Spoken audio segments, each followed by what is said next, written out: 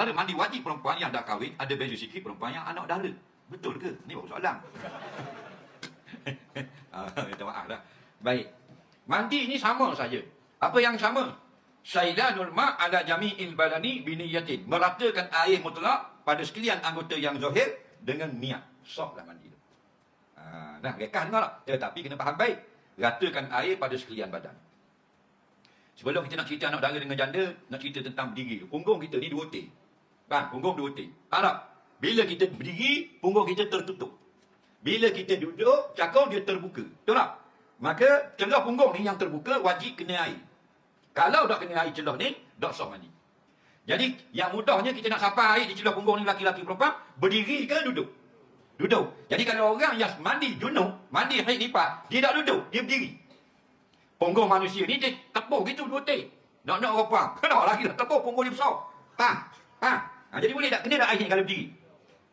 Bahasanya tak kena. Tak sah mandi junub. Itu cerita tu. Jadi bila kita duduk, kena cuci air celah ni konyol.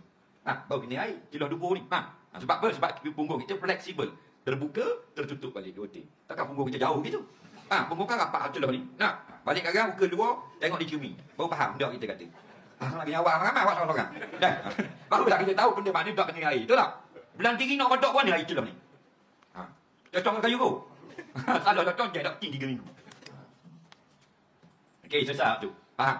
Kemudian pula betul ke janda dengan anak dara lain basuhnya? Betul. Itu yang disebut dalam kitab-kitab fiqh. Apa dia?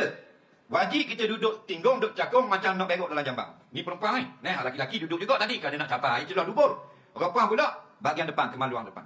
Bila orang perempuan muslimat dia duduk cakung itu, apa yang terbuka daripada paraknya bukannya buka, terbuka sendiri sebab duduk. Wajib cuci air. Apa yang tidak terbuka, tak wajib cuci air. Dah benda beza janda dengan dara. Goleknya janda terbuka. Goleknya anak dara duduk cakung itu tutup. Macam mulut orang. Dia kissing gitu. Faham lagi? Nampak? Faham? Jadi kalau janda dia terbuka. Dia barang ikong dah. Dia terbuka. Faham lagi? Dia terbuka, jadi dia kena cuci air. Kedap, jangan marah dah kabar. Yang ni marah dah. Kabar belaka gitu-gitu. Dah kabar dah reti bodoh. Nampak tak? Culuk kabar. Dah. Jadi membalik kayak gini muteh tak percaya kata. Duduk tinggal hak terbuka tu tengok. Terbuka sungguh. Tu dah janda atau ibu tunggal. Faham? Kalau anak dara dia tutup. Okey? Dia panggil. Dia beradab sikit. Faham tak? Nampak dia malu, dia menutup.